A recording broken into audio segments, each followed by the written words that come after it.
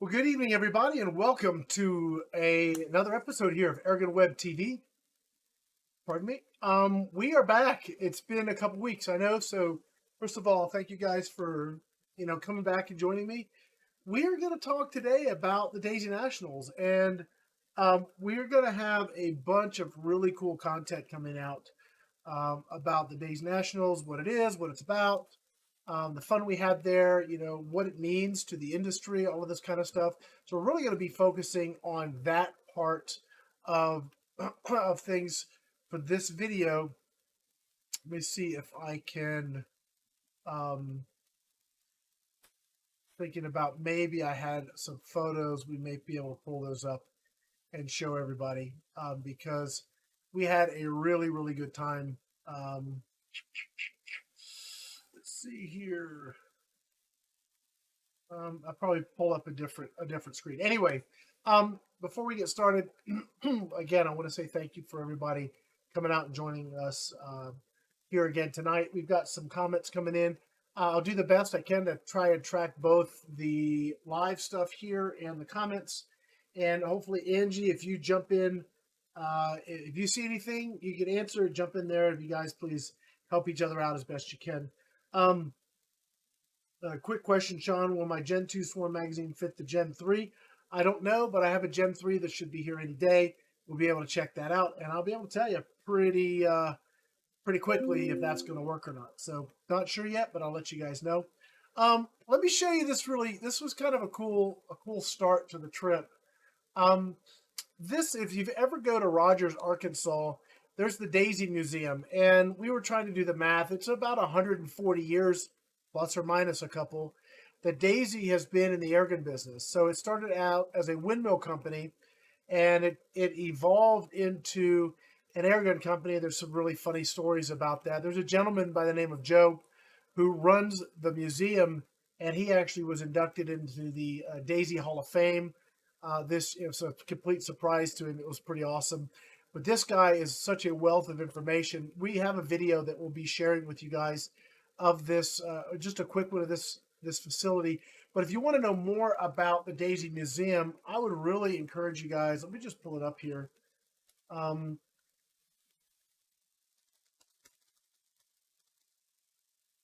Spell that right? Here it is. We have a couple episodes. AirgunWeb.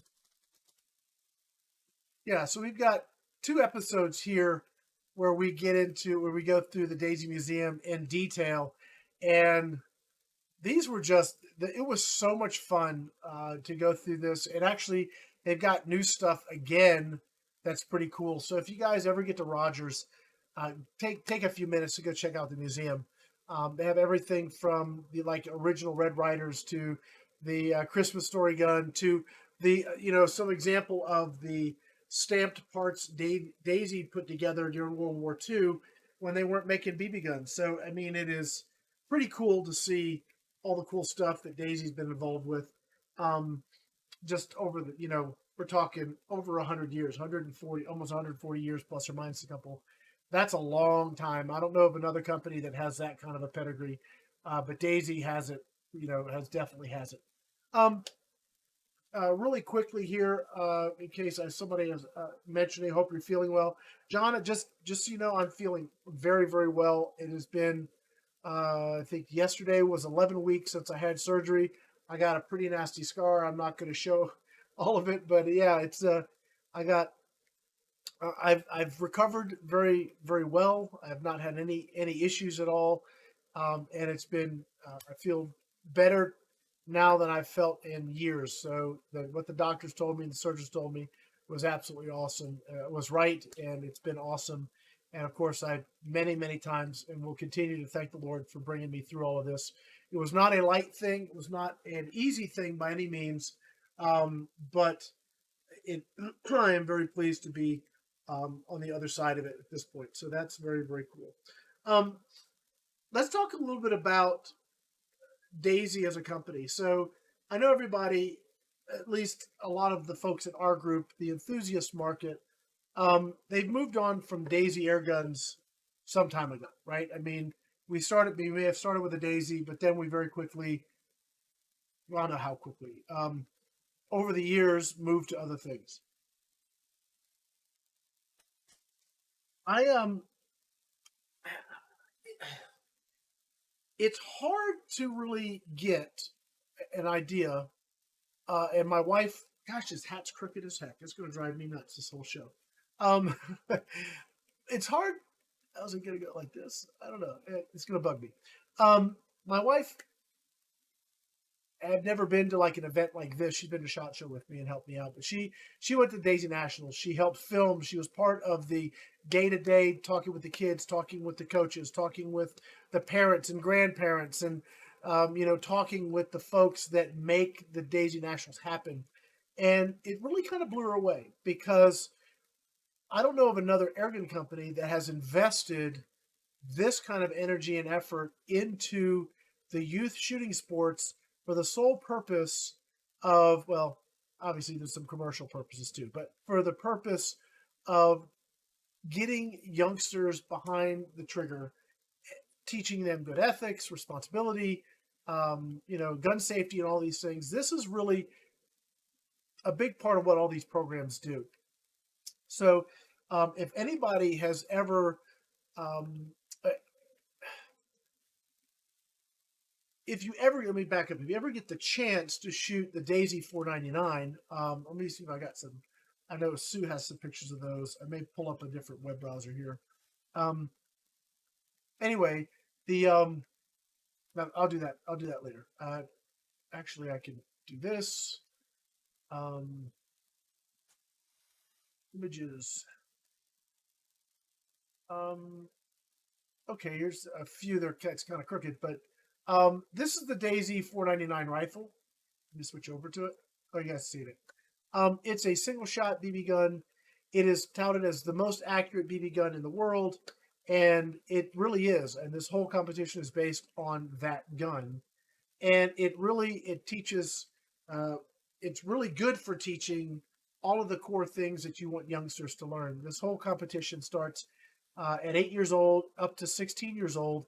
So for many, many years, they're working with coaches and teamwork and all of these other things to develop a skill set that could hopefully bring them to the Daisy Nationals, in which they get to compete against, hundreds of other competitors across the country. And when we're talking about a shoot like this, I may have the numbers slightly off. Okay, so I believe there was 54 teams, and there was 375 competitors. That's a lot of kids to be shooting through a competition in essentially 2 days. And it actually starts, I have some details here. It actually starts with a test. So you have an academic and safety portion that you have to do well on, because it counts as 20% of your score. So that's a pretty big chunk. If you don't do well on your written test, you could essentially cost your team the win. And if I can just give you guys an idea of how tight the competition is, the winning team, which I'll pull their picture back up again, was out of Georgia. Let's pull it up. This was a shot. I thought my wife did a good job on this shot here. It looks really good. This is a shot of the winners, first, second, and third. The winning team was out of Walton County, Georgia. They had a score of 24-12. So best possible score, 5 shooters, is going to be 500. Is going to be your best possible you can get. So they shot 24-12, which not bad. They shoot 4 positions, by the way. They shoot standing, kneeling, or standing, prone, sitting, and kneeling. So on the shooting portion, best possible score would be 400. Then they add in their test, which is another essentially 100 points. So the best you can get per shooter is 500. So the top score would be 2,500. This team scored 24-12, which was high. The next closest team scored 24-3. So 9 points separated first and second place, right? The third place team had a score of 2398. So we had 2398, 2403, and 2412. So we're talking one bad test score could cost your team the win. It's a huge. You talk about pressure. These kids are 8 to 16, and they really handled it. Of all the kids we spoke to, we did a ton of interviews. We'll be bringing you some of that footage. They did just. I mean, they really. You could tell that their coaches and parents have worked with them to really instill some mental discipline. Because if you don't have mental discipline and in this type of situation, you're going to crack. And there were several shooters that got perfect scores. I don't know if anybody got a perfect score standing, but there were certainly some perfect scores in the other positions. And it was very cool. Sorry, my nose itches. You're in a situation where you have, um, yeah, T saying it's a great program, need more like it. I agree. I think um, I would like to see other airgun companies invest as heavily and as significantly as Daisy has, because if we don't get the youth involved, then what happens as we roll generationally? What happens to the shooting sports? If you don't start them out young, then you may lose them as they get older. Sorry. So anyway, I was very, very impressed. The other thing we got to do, which was different this year than other years, is Daisy had, they have come out with a gun that is for air rifle.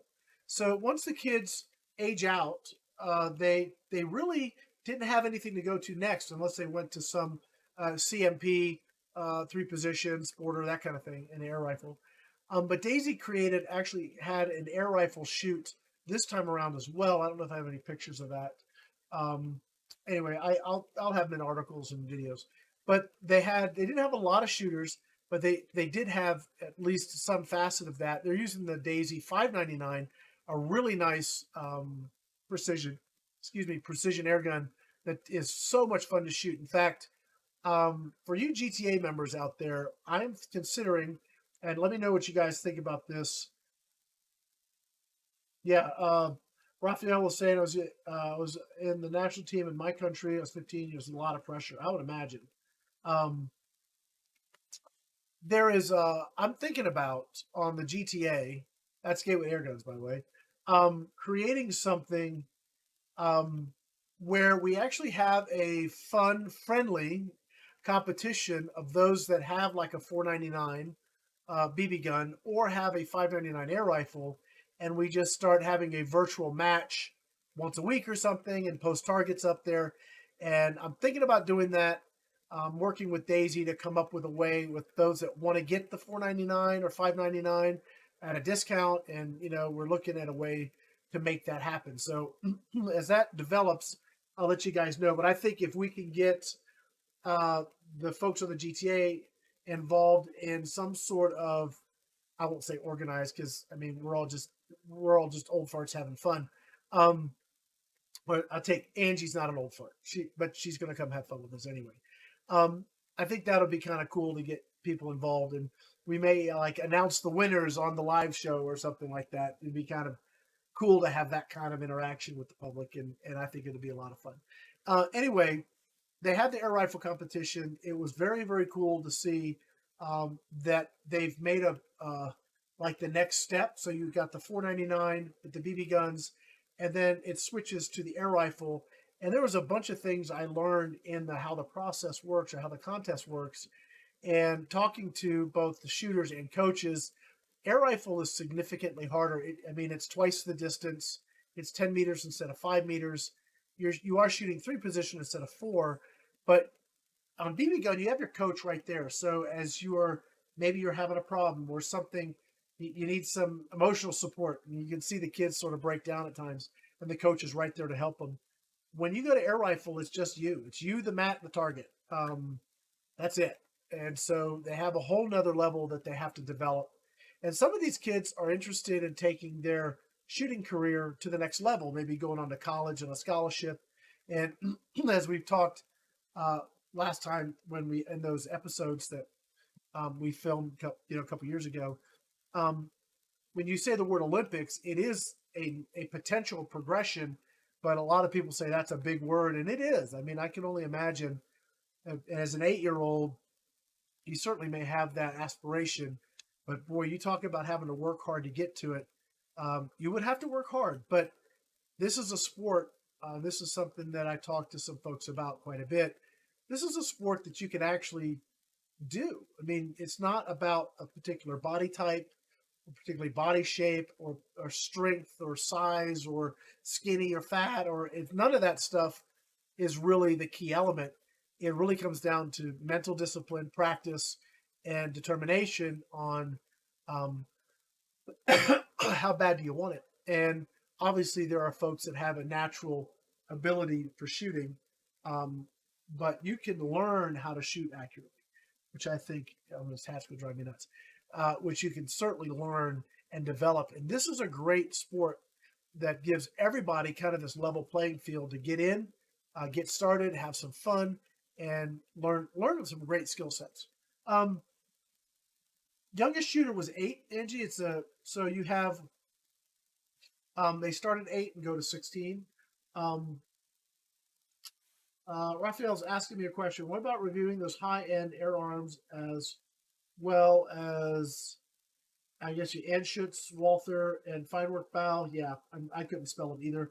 I have an AR. I may have to get a new valve, but I have an in to get that repaired. I have a 10-meter gun. It's actually a sporter rifle, but it can be 10-meter. Let me get that working, and I will work out a way to do a review of that gun. I think it's a Walther. It's a Hammerly AR-20. See if I can find it.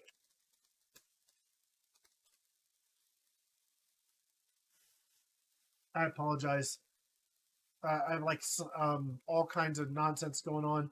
On the trip home, unfortunately, Sue and Naomi tested positive for COVID, which was kind of a real bummer for our trip. We had to cut some things short. I have tested negative, although I should probably test today. I haven't tested in a few days.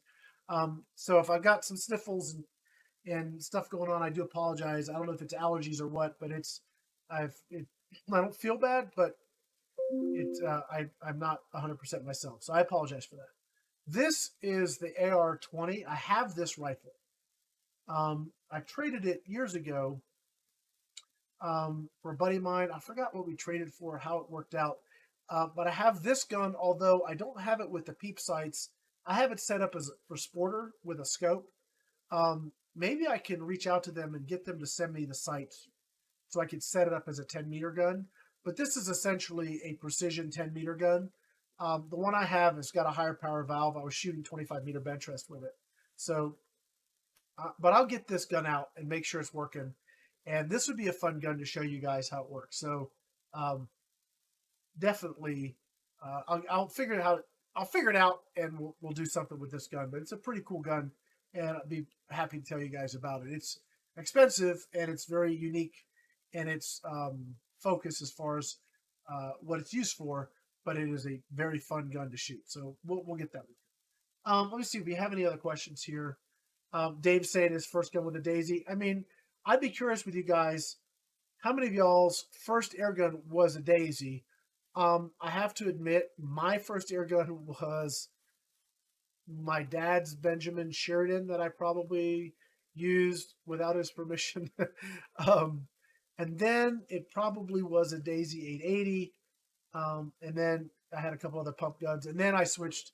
My first actual, like, adult break barrel actually was a Remington Genesis. You go way back. Yeah, Angie, I have that gun. I can go, excuse me. I can go way back to some of my first articles, some of my first things I did.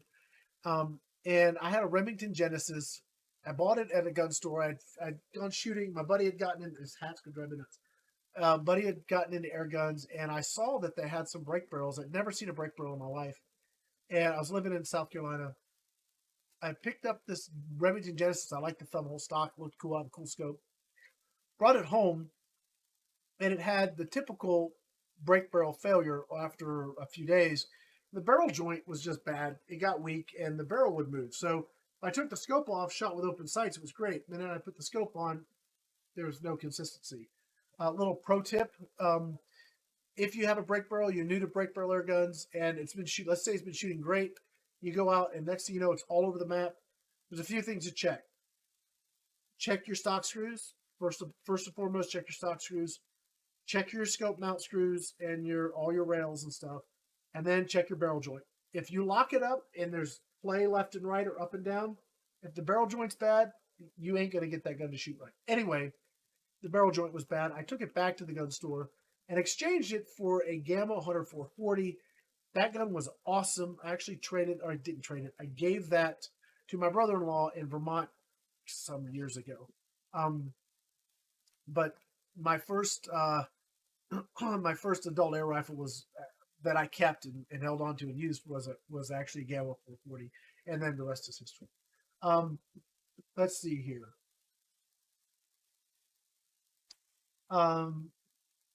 Okay. Angie, Daisy Red Rider. Raphael saying he had to use his leg for leverage to hold his Daisy. You know, I didn't grow up with guns. I was raised by my mother, and she was not. We'll say she was anti-gun. She had a background that was not conducive for me to have anything to shoot with. Years forward, when I finally got to where I could buy my own guns at 18, I started collecting, picking up some guns. I still have the very first 22 long rifle I ever bought. Great gun, Norca or some sort of Chinese knockoff thing. A great little 22. I actually really like that gun. But when I got into air guns, my whole life sort of changed in that capacity. I really found that I absolutely love shooting air guns far more than I like shooting my firearms. And I don't have like it all started with Daisy in my background, but I know a lot of people have that, and they've kind of gone from the Red Ryder to the pump gun to whatever. And I think what's happened to a lot of people, you guys tell me if I'm right or not. You start off with that Red Ryder, and then you go to some other BB pellet gun, and then pretty quickly you transition to like 1022 or something, right? And then once you've into rimfire, air guns sort of they're gone. They sort of disappear. They sort of they're no longer in the picture. And then you get older, and you've done the firearms thing, and then you all of a sudden learn what air guns can do that. I remember reading Tom Gaylord's blog. I mean, like getting up and like sitting with my cup of coffee in the morning. I don't know if Sue remembers this, but I'd open my computer or I'd sit down on my computer and I'd pull up Pyramid Air and I'd go to Tom Gaylord's blog because he had every day there was some new thing on some new air gun. And as a guy who had shot firearms, I had plenty of firearms and all that kind of shooting, but had been rediscovered air guns. I like, wow, the newness. I remember seeing the Dragon Claw for the first time, and the Air Force, they had that version with it all decked out with groceries and accessories. I remember how it felt when I got like that bug again to really dive into air guns.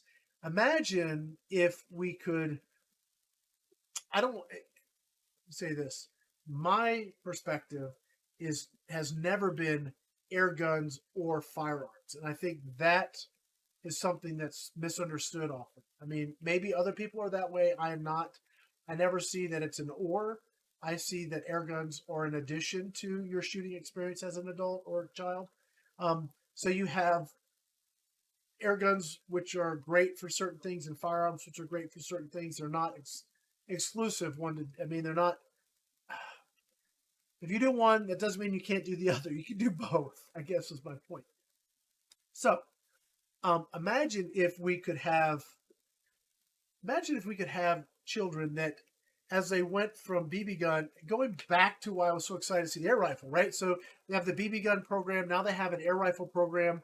Who knows what they could do next to just continue the journey with air guns, not excluding firearms, because 4-H. A lot of kids were 4-H shooters, or a lot of them were 4-H shooters, and NRA programs and so forth.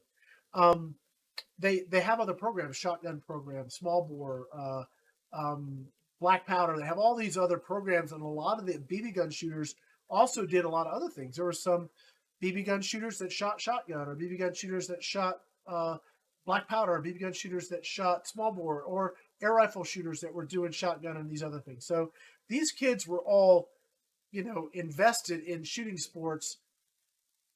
Imagine how if we could create something or work with companies, maybe Crossman or Umrex, or these major Hotsun, these major players in the market. Imagine if we could create a scenario where, as they developed, there was the next thing for them to go into that was exciting, fun, and worth the effort and energy. There's nothing really that I know of that is, I think Sporter is probably far more accessible than Precision. I would never have shot Precision having to dress up in a leather suit and stand funny and shoot teeny tiny targets from a standing position. To me, that doesn't sound like fun, and that's why like 1% of 1% go to that. But maybe some sort of youth field target, I think would be a great something to get the kids to move from these precision-based to more field-based. I think it would be really cool, and I don't know how to get manufacturers on board with such a thing.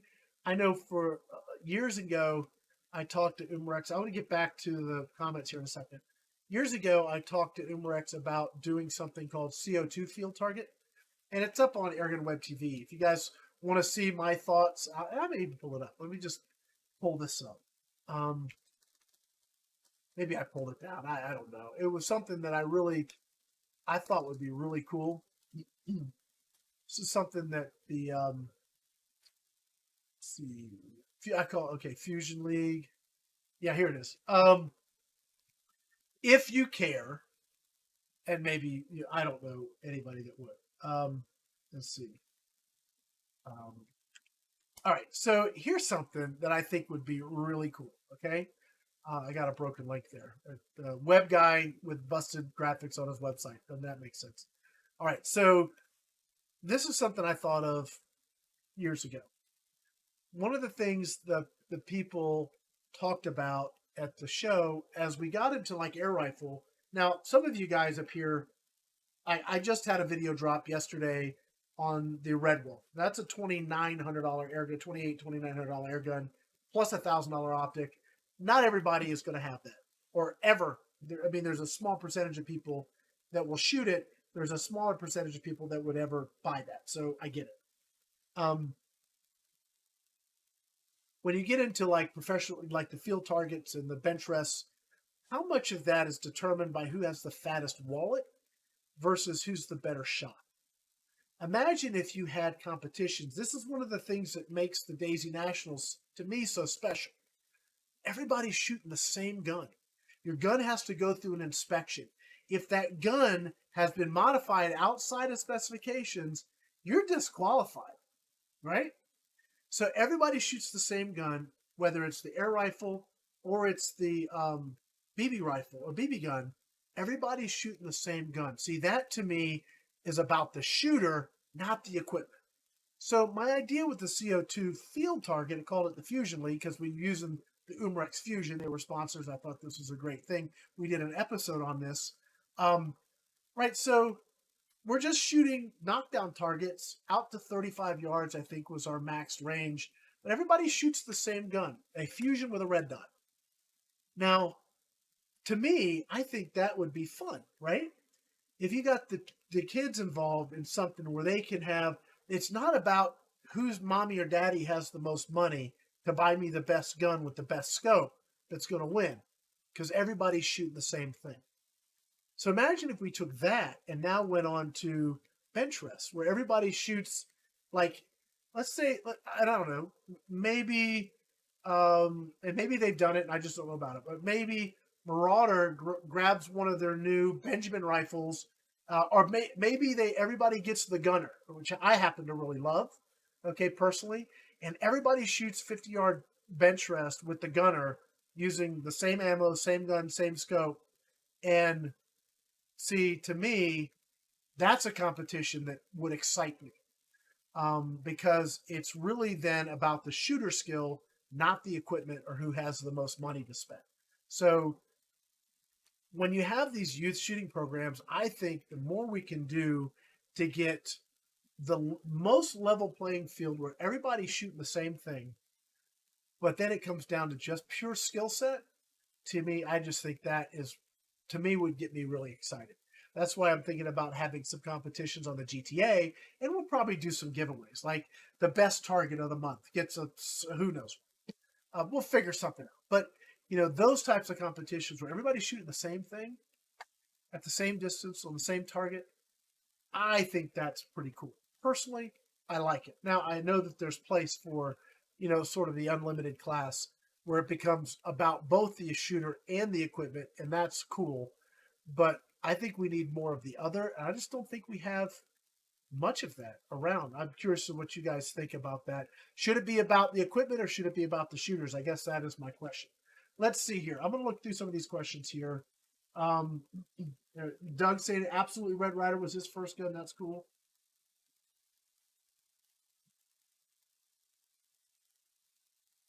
T was saying he couldn't pump the Benjamin very good. It was only 5. Yes, I remember. Let's see. Thanks, Dave. Appreciate it. Shane saying his first gun was a Crossman 1760. That's a nice gun, by the way. I had one of those. A really nice gun. On another note, the gun. I'm gonna find a picture of it and show it to you guys. I gave this to my niece in Vermont, and Becca. If you ever watch this and still have the gun, boy, let me know because I really miss it. Daisy had the SG-22. I wonder if you guys remember this gun. I would love to have one of these again. This is not the, let's see. Oh gosh, that is old. No, I'm going to have to just do images and see if I can find a picture. Yeah, here's one. Okay. You know what? Oh my gosh. Hold on just a minute. I know you guys can't see what I'm looking at. It's fine. I'm sorry. This is going to be really humiliating for me, fun for you guys maybe. Oh, I'm afraid to look. Oh my gosh. Yep. There it is. Okay, 14 years ago. 14 years ago.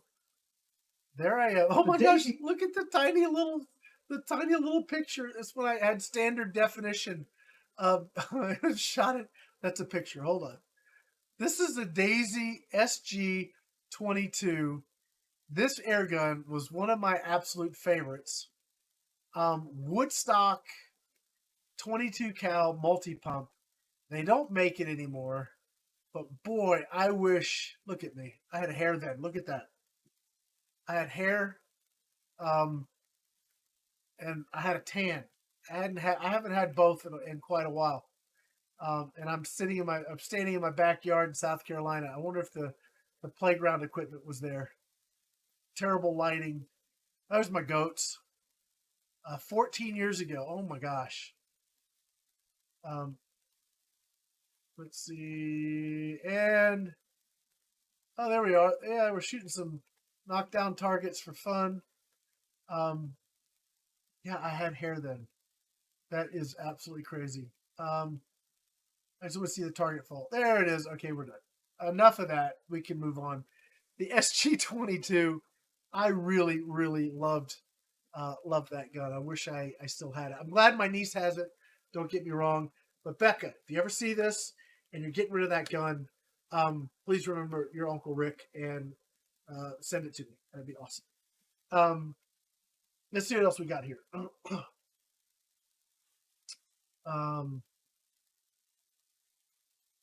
Yeah, Lightspeed saying you're never going to eliminate all the variables because there's differences between all the guns. I get it.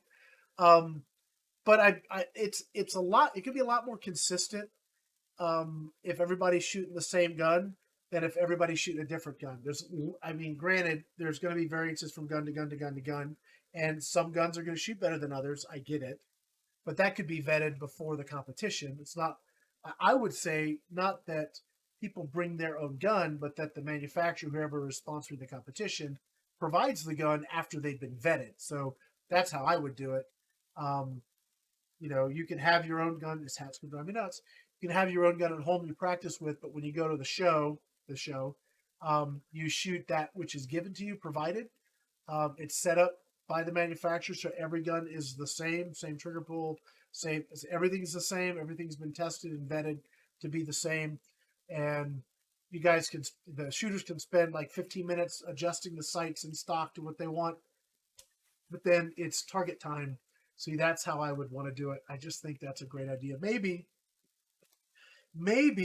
I'm planning to do Airgun Expo end of October. Maybe, and I don't know. I'll talk to. I may have some options. Maybe Dar would want to do it. Dar's got some cool things coming up that I think might be fun, and maybe they would do it, or maybe JTS would do it. Maybe we won't have to go to a big player because maybe they're too focused on volume and the number of units sold versus promoting the sport. Maybe that's the case. I know that is certainly some companies have fallen into that trap. I'll keep my opinions to myself on that. But maybe we can go to a smaller player, and I could just see JTS sponsoring a bench rest amongst 10 top shooters or something, or 5 top shooters or whatever. We bring them out to Airgun Expo. If we don't do it this year, maybe we can do it next year. And maybe we should all shoot the same gun. I don't know. I think there's ways to create some fun to level the playing field, lower the barrier to entry, and get people excited about that kind of activity. Anyway, that's just the perspective. Yeah, John, that's exactly where I'm getting the idea. The Airgun IROC is exactly everybody's shooting the same thing with the same stuff. See, I think that excites me. I would love to bring back the Fusion League. If you guys have 5 minutes, go check this out. I mean, we could do it. We could do it now. They have the new Fusion 2. It's something that if you have like a big, say you have a big field target thing going on, maybe you have something to the side for the kiddos or something else.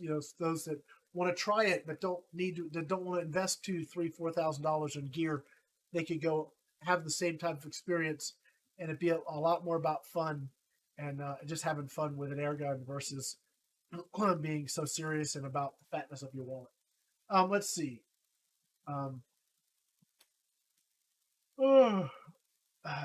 Angie's asking, do I miss my hair more than the gun? No, I really don't miss my hair. It's just funny. I miss black hair. It's all the gray. Yeah. I was looking at my video. The hat this way. I was looking at my video today. Oh no, I was previewing a video that's going to drop Thursday. By the way, if you guys like the Umrex Origin, we're doing a kind of a revisit of that gun this Thursday. I'm going to do some more work with the 22-25. And then I'm going to move over to the Gauntlet and shoot the 22, 25, and 30. So we're going to be doing some stuff with Umrex products. I also got in the new Walther Rain, not new. I got in the Walther Rain 22 because we're doing a series on the 25. I'm wondering how the 22 does compared to the 25. Given what I'm learning about the gun, I wonder if 22 is a better caliber in general for that platform. We're going to find out. So stay tuned for that work. So those videos will be coming out. Anyway. I was looking at this video for Thursday, and I hadn't shaved, and my beard was gray. Anyway, getting old, it happens. Angie's a long way from gray hair, I think, although she's getting closer by the day. I can say that because she's like 1,600 miles away, so I have no fear. She's a good shot, but not that good. Let's see, we got anything else to talk about? Yeah, I guess there is. One of the things that came up at the shoot as I was working with Daisy's marketing folks, more and more, we're getting a lot of pushback from Instagram, Facebook, and such, social media outlets. and it's a shame. They had their logo was classified as offensive, and you had to be 18 years old to see the Gamma logo. This kind of stuff is really just it's frustrating. As a marketing person, I mean, my background's marketing and sales. I mean, I do this to help market the sport and products. I mean, I love the sport and I love the products, but I am here working with companies to help you guys learn about them. And when every time we turn around, um, there's another barrier to try and just post a picture of something to let you guys know, hey, check out this new video. Man, it just gets really old and frustrating. Now we have platforms like tonight we're on YouTube, and I use YouTube because it works really good for this type of content for what I'm doing. We get it out there. We have this great chat. We can all talk, and essentially I get to hang out with my friends for an hour once a week, which is pretty stinking cool for me. I hope you guys enjoy it too. But this option, what happens when YouTube finally goes all the way to the anti-gun direction, and now anything that has anything to do with shootings now a violation of their community guidelines. They can change the rules at any time, and this has happened in the past where content creators, I was just banned. I mean, my channel got a strike, got another strike, got 3 strikes. I was out, and my entire livelihood and channel was gone in a weekend. And that is just something I don't see us not having that happen at some point. It's why I acquired Gateway to Airguns. Gateway to Airguns was an acquisition. For those that don't know it, I picked it up from Travis. Travis and I are still really good friends. And once he gets settled, he's working at JTS and doing a bunch of cool stuff there. I would like to, get back and have the Airgun guys back again because I enjoyed, shooting the breeze with Travis. But he's so busy with that work. I was pleased to be able to take the GTA over and really seek to create a platform and an environment where not only can we all communicate and hang out and enjoy each other's company, but also create a repository and a reservoir for people to come and learn about the great sport of airgunning. And because I own it, I'm not going to turn myself off, right? I'm not going to say, oh, I violated my own. No, I mean, it's going to be there, which is, I think, super important. But the side of it that needs to happen, whether it's like I have Airgun Army, which I think is a far more modern, easier to use version of what GTA is. I have Airgun Army that I had before I picked up the GTA, and we use that. We communicate with people on that. I think it's a great platform. I want to do more with that as well. I want to have as many ways for people to learn about air guns and the sport as possible, as easily as possible. That's what I want to do. But people got to use it. It's very easy to go to YouTube because it's convenient. It's very easy to go to Facebook because it's convenient. It's there. I use it. You use it. Everybody uses it. I would ask that if you could take a few minutes and look at these other things and be, at least entertain the idea of becoming, and I may make up a word here, more participating more. Is that a word? I'm making stuff up. It's a Southern thing. We do this. Participating more in this. I think that these other venues can really not only bridge the gap of things that we can't say on Facebook or YouTube or these other things, but become this resource and reservoir for people to interact with each other and really learn about products, but learn about air guns and other things people are doing, just everyday people and what they're getting out of their air guns and how they're using them.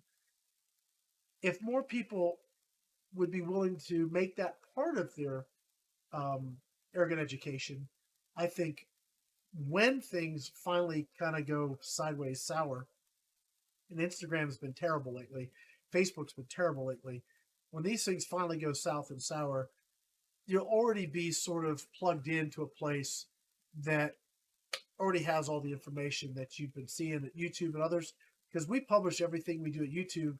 We publish actually first on Vimeo and uh, Gateway to Airguns, AirgunWeb.com, and Airgun Army. So these things are all all alternatives to standard social media that I would ask you guys to try it. Try and see if these other options uh, could work for you. Because as long as it's available for me to use it, I'm going to publish on YouTube. I'm gonna milk that cow for as long as I can. Same thing with Facebook, Instagram, all this stuff, Twitter. As long as it's available to me, I'm gonna make every use of it that I can. I'm also establishing these other places that are going to be already in existence, ready for people to just transition to. And if you're a content creator, Travis and I set this up a long time ago. If you're a content creator and you want a safe place to put your stuff, we have that. And so if it's something you want to do, gosh, it's right there. So it's not just a Rick thing. I got it. I'm very much, you can ask the folks, I actually don't spend a lot of time on it because I don't want it to become another Rick site. I want the GTA to be the GTA. And I'm very much hands off that whole thing. I have my input and I have some directions I would like to take it, but it's about promotion of the sport first. And hopefully you guys check it out. If you haven't been there in a while, or if you've had an experience you want to talk to me about that you wish had gone differently, or you would like to see some things change, or you have some ideas, I'm open to hearing those, and I'm open to working with developers or other people to make changes that make sense to improve it. So please take a look at those things. And it was a big problem, actually. Every time Daisy, the person in charge of marketing, every time he would go to post something, it was 50-50 whether or not it was going to get taken down, which is just really, really frustrating. I can only imagine when his job is to promote something, and all of the means that you have in front of you to promote it are fighting and working against you. Gosh, that's frustrating. So that's why I've made a big push to try and develop these other places where we want to work with you, not against you. All right, let's see if we've got some other questions here.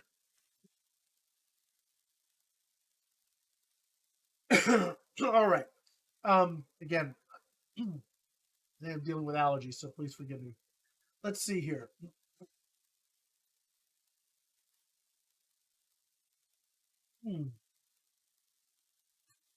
Raphael's asking, are the BBs used in the competition special? Are they the same ones that can find in Walmart? They do have special BBs. They're match grade BBs. They're not like,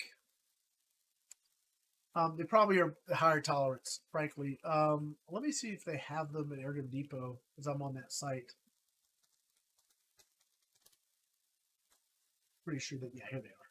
So these are the BBs they use. They're precision match. They are more expensive, but they are really accurate. Now whenever I'm shooting BB guns, I either use the Umrex Precision or I use the Daisy Precision. I don't use these because they're expensive, but I don't use the copper coated, like the Copperheads. Sorry, Crossman. I just can't stand those things. They rust very quickly, and the head size is just all over the map. So I've found the Daisy BBs and the Umrex BBs to be the most reliable, personally. Anyway, let's see. Other questions here.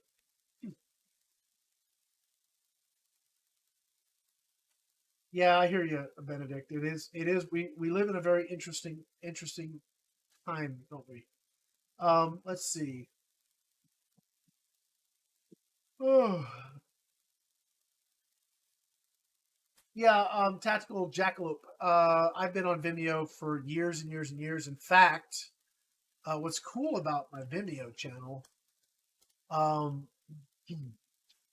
really quickly here, I'll pull it up, because this has changed recently. So Vimeo wasn't something that I got a lot of. Yeah, see here my Umrex. I haven't done my shot card yet for that, or the opening card, but we're getting 177,000 views a month in Vimeo, which is I mean, a year ago we were getting 20. So we're definitely seeing a transition over to that type of a platform, which is great. I much prefer my Vimeo page. Yes, I'll drop it in the chat here for you guys. Tactical Jackalope saying the Hornady black ones will shoot pretty good. Yeah, the black diamond BBs, they're pretty good too. I agree. They're black anodized precision rounds, so they're pretty good. So we got 1,100 and some odd videos on Vimeo, and usually our stuff goes live here before anywhere else. So if you sign up, if you follow or join us on Vimeo, you get stuff ahead of the game. So yeah, it's a cool. I like Vimeo. In fact, I don't know if any of you guys use Roku TV or Amazon Fire, and I've got to work on. There's some changes to their requirements I got to work on, but all of our stuff goes on those platforms too. So if you have a Roku, you can actually download. It might be AirgunWebTV or Modern Airgunner, either one. You can download that as a channel and watch our stuff right on your TV. So we do that as well. So there's a bunch of people that watch that way. Let's see. Daniel, see you later, man. Have a good night. Let's see. So Angie's shooting Daisy Powerline. Okay, I'm glad it liked the black diamonds. Those are good. I have those. I use them. Where is the bell? I don't know if they have like a notify bell on Vimeo. I don't know. I haven't subscribed to my own channel, so I don't really know. Anyway. Well, folks, we're coming up on an hour here. Next week, we're going to be trying to think of what we're looking at next week. Well, I know we're going to be releasing the Dragonfly video on Monday. That's the new Dragonfly Mark II with the easy pumping mechanism. Yeah, I had to wait till I recovered a bit to be able to do that video because it was a lot of work and this sort of motion for sure. But it was actually really easy to pump and really fun to do that video. So that'll be coming out Monday. We have the Origin video dropping this Thursday. We've got more. We've got. I'm doing probably 2 videos a week. I know Angie is doing 1 video for grip a week, and we're releasing we're re-releasing a grip video on AirgunWeb from from Angie's stuff for the GTA. We're releasing that once or twice a week. So we've got a bunch of stuff going out on a regular basis here at AirgunWeb.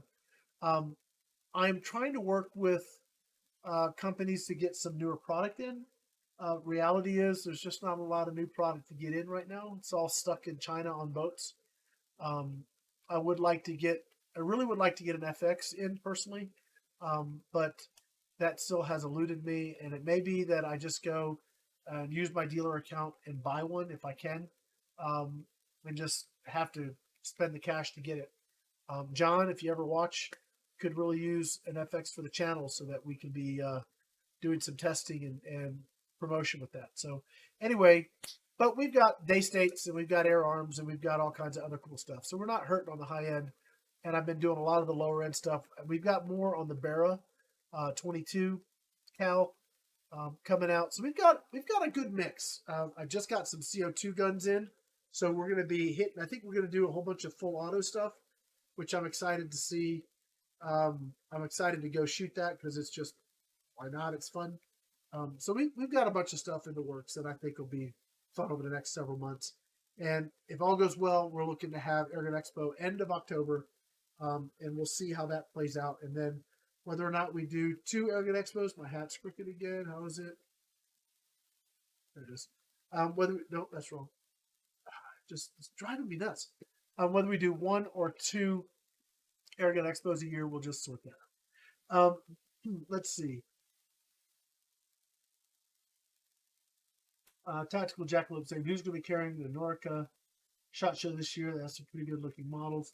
Not sure on that. Don't know anything. Yeah, they are from Spain. I've shot their stuff. Actually, some of the old Beeman guns before it was transitioned or before it went full on to Shanghai Airgun Group. As far as the production, some of their guns were made by Norca. I actually had one. Again, I gave that to my brother-in-law. I gave that to my brother-in-law in Vermont. I gave a bunch of guns away at that point. Let's see. Thanks, Raphael. The family's doing pretty good. They're just tired. I think at this point they've been through the worst of the COVID, and fortunately it wasn't a huge thing for them to overcome. I mean, Sue had some. I think the worst thing was muscle pain. She really struggled with, but she's on the other side, so it worked out.